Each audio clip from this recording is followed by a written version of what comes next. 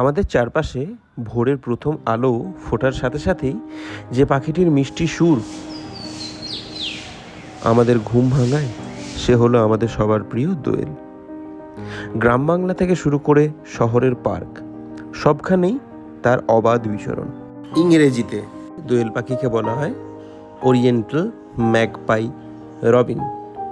এই পাখিটি কিন্তু বেশ সাহসী এবং কিছুটা রাগী স্বভাবেরও। এরা খুব ভালো করেই নিজের এলাকা দখল করে রাখতে পারে।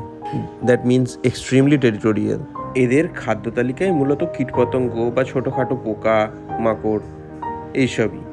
আপনারা কি জানেন দোয়েল পাখির গলার আওয়াজ কিন্তু খুবই চমৎকার। শুধু শীষ দেওয়া নয়, অন্য পাখিদের ডাকও এরা নকল করতে পারে। মূলত বসন্তকালে পুরুষ দোয়েল পাখিরা মেয়ে দোয়েলকে আকর্ষণ করার জন্য সবচেয়ে বেশি সুর তোলে।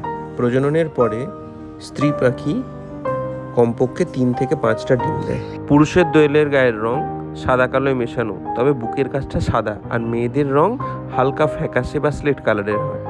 ঠোঁট ও পা কালো রঙের হয়, আর লেজটা কিন্তু এরা সবসময় তুলে রাখে। শারীরিক গঠনের বিচারে এই পাখি মূলত 8 ইঞ্চি লম্বা হয়। দোয়েলের উপযুক্ত বাসস্থান হলো ঝোপ ঝাড়, ফল ফুলের বাগান। ভারত তো আছেই, তার সাথে সাথে পাকিস্তান, বাংলাদেশ, শ্রীলঙ্কা, মায়ানমার প্রভৃতি দেশে এদের দেখা যায়। অ্যাডিশনাল ইনফরমেশন, এটা কিন্তু বাংলাদেশের ন্যাশনাল বার্ড, জাতীয় পাখি বাংলাদেশে।